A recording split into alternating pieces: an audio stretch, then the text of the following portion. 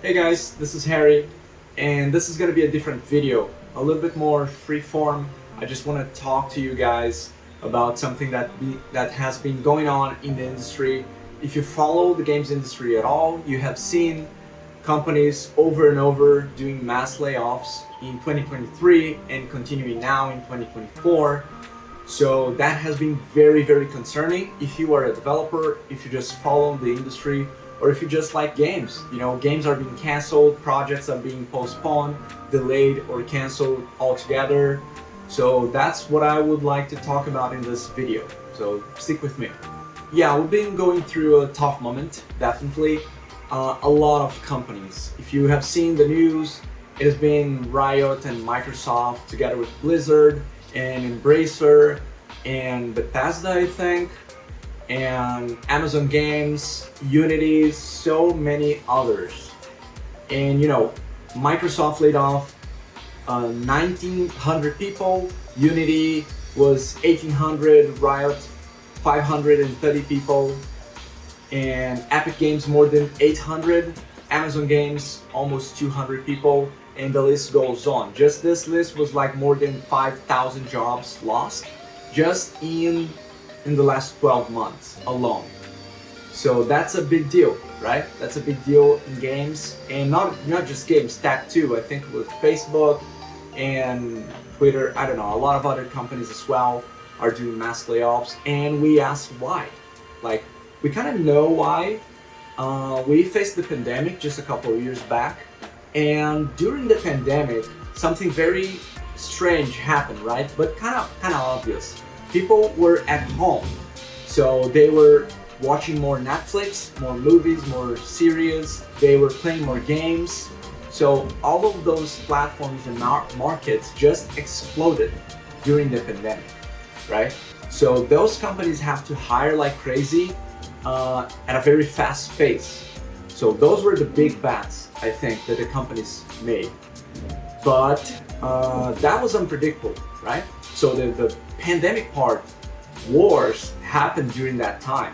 So all of that changed the market quite a lot. It was quite a mess. We all saw that.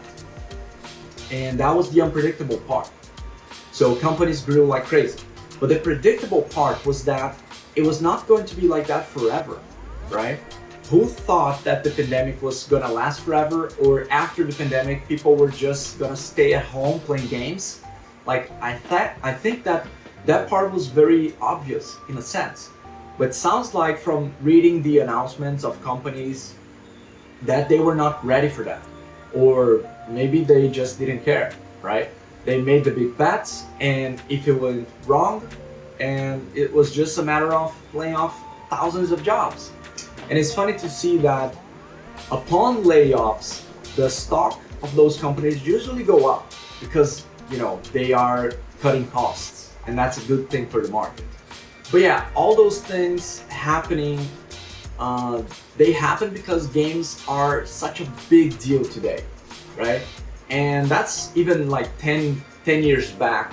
Games were already bigger than the music industry, the film industry, and a lot of other industries. Games today are the most important entertainment media of all. And it will continue to grow. It will continue to grow, right? There's no stopping that. People are playing more and more on the mobile phones, and now on VR headsets or whatever, like any innovative platforms that are being created. So this tendency is gonna go up and up alone in my perspective. I mean, it can go up and down a little bit, but the trend is gonna be very high. And yeah, I'm a game developer. I've been a game designer and producer for 10 years now. I've worked on companies here in Brazil and abroad. And every day I go to LinkedIn and I see more people being affected, and that's very disheartening. More people saying, oh, I'm looking for jobs, I got laid off. So I appreciate any support. Friends of mine, colleagues of mine, just people that I know from the industry. And I myself got kind of affected at that point, not directly, but at some point. And yeah, that brings us, I mean, I am a leader as well, right? I had my own indie game company back in the day, Now I don't have it anymore, but I act as a producer for a company. So I run teams, I manage teams, I lead people. And that topic of leadership is very, very dear to me, something that I value a lot. And I was reflecting, seeing all the news, all the, the drama around all of that. I was reflecting about the role of leadership today. And it's like in these big corporations, or not only just big corporations, that doesn't happen only in big corporations. Bad leaders are all over the place. And we all know that, right? We have seen that, we have that boss, or we had that boss in the past. It's all so common that for me, games grew so much that the industry attracted and continues to attract a lot of people that simply don't care about games.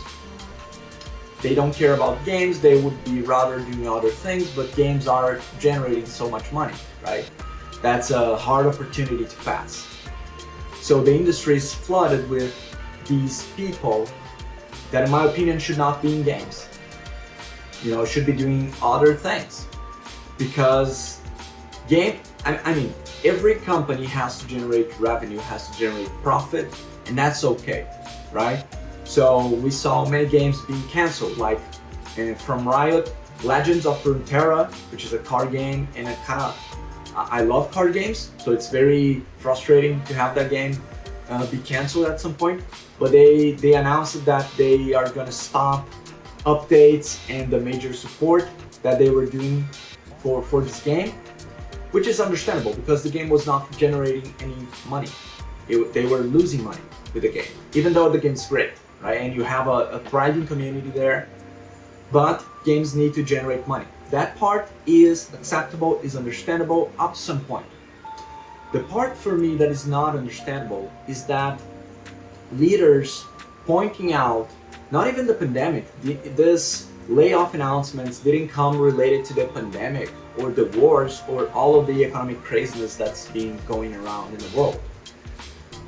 It was more related to, we're changing our strategy, we're shifting focus, we made some big bets and they went wrong, and now we have to do that and it's very bad and all.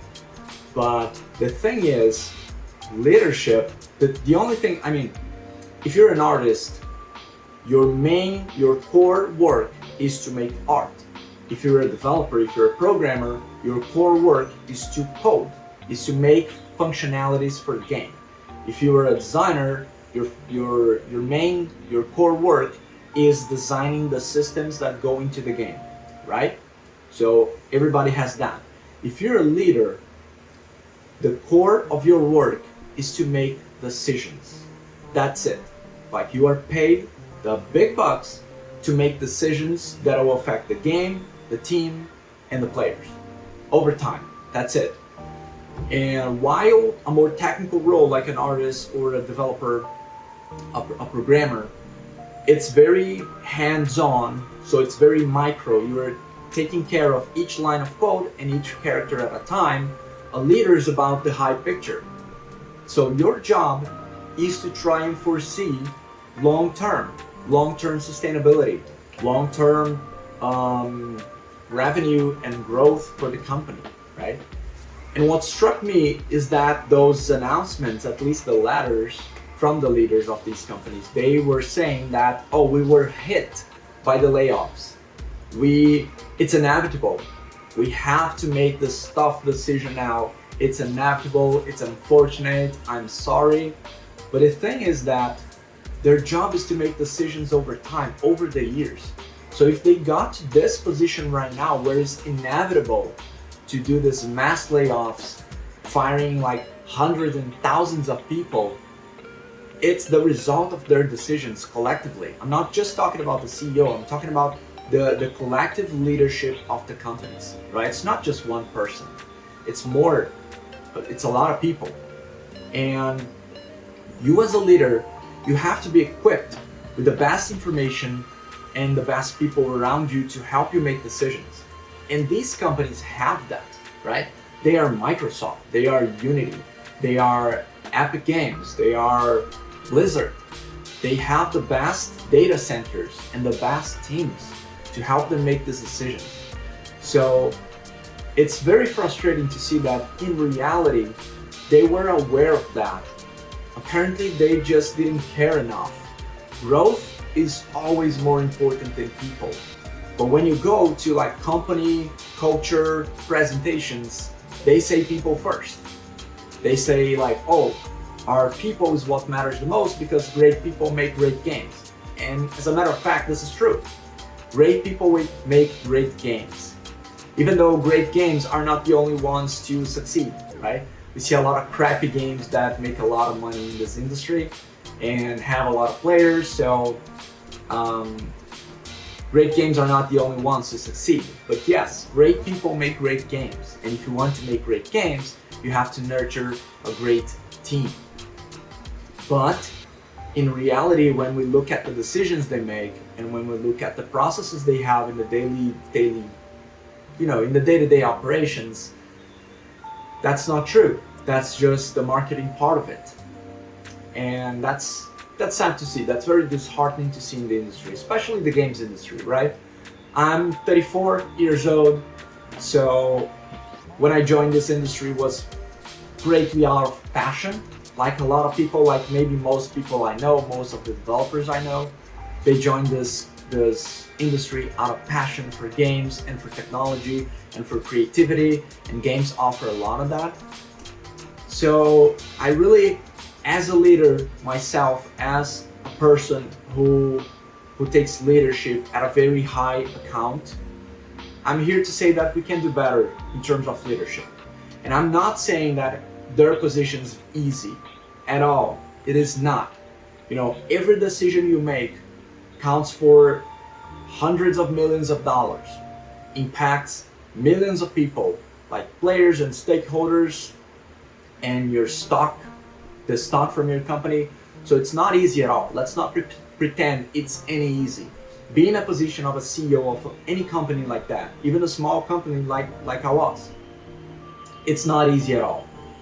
However, you should not expect it to be easy.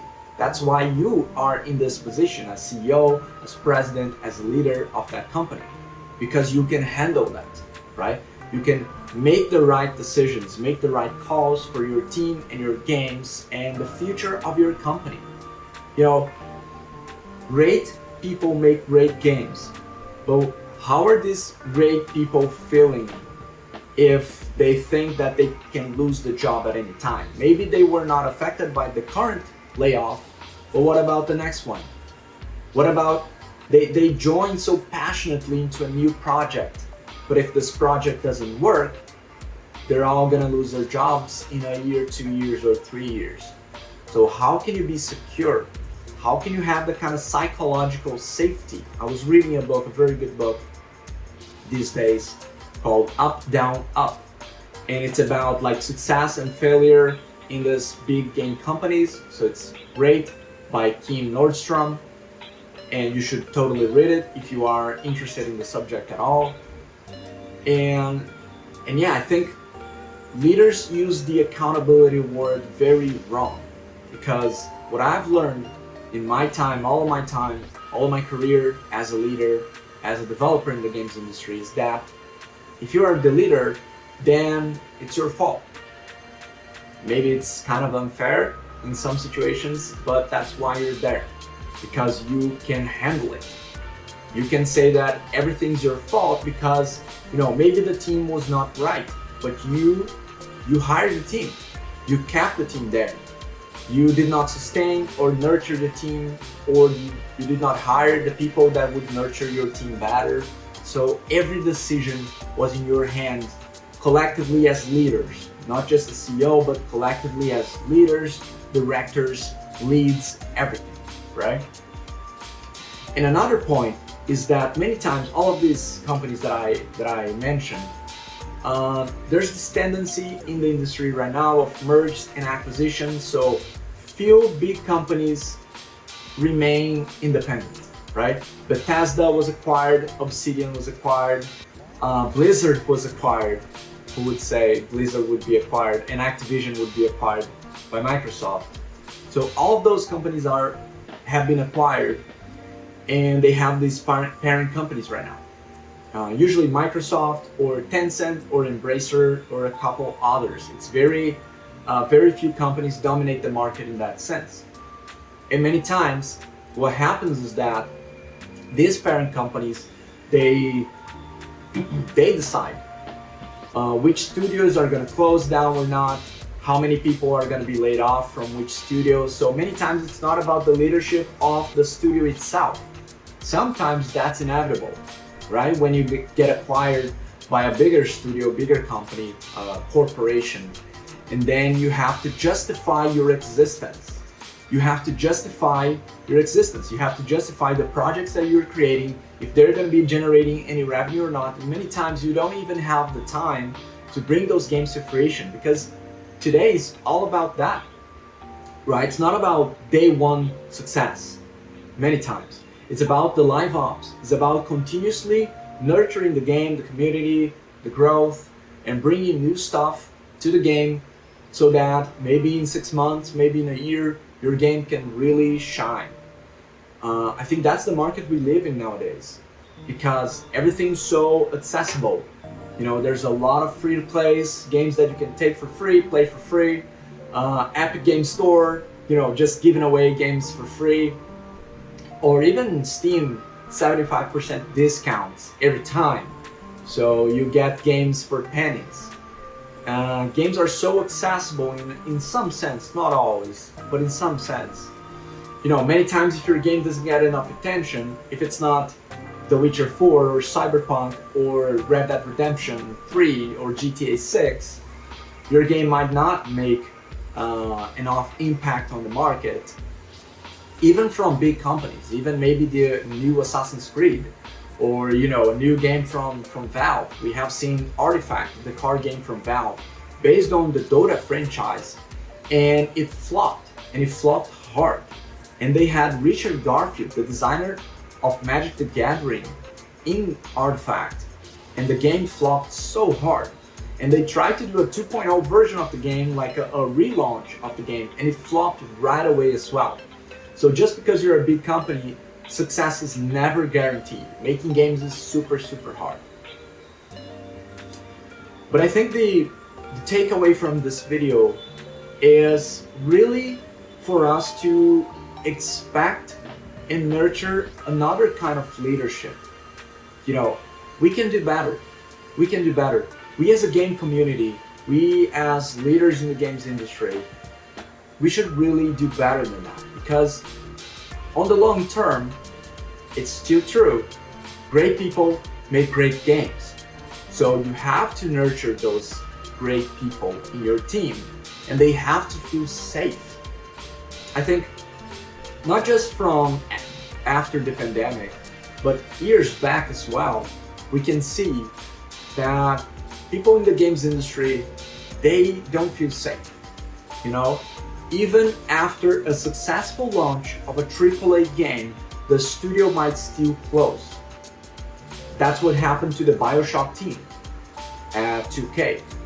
So they were very successful, but after that, after BioShock 2, I think, the studio closed for other reasons, like not lack of money, other reasons. So you kind of never feel safe working with games. There are exceptions and there are good companies, absolutely. You know, I'm not saying every company is like that. No, there are very good companies out there, but maybe they are not the norm, right? I have worked with several different companies, and you see a lot of people in leadership, and I'm talking specifically about leadership. I'm not saying that all developers are great. There are people that are not great anywhere, we know that, but it's specifically about leadership, because culture starts with leadership. Company processes and, you know, priorities and decisions, that all of that starts with leadership. And if we don't have great leadership, we're not going to have great people, and we're not going to have great games. And maybe if you don't have great leadership, you can have great people, but there's not going to be a great culture.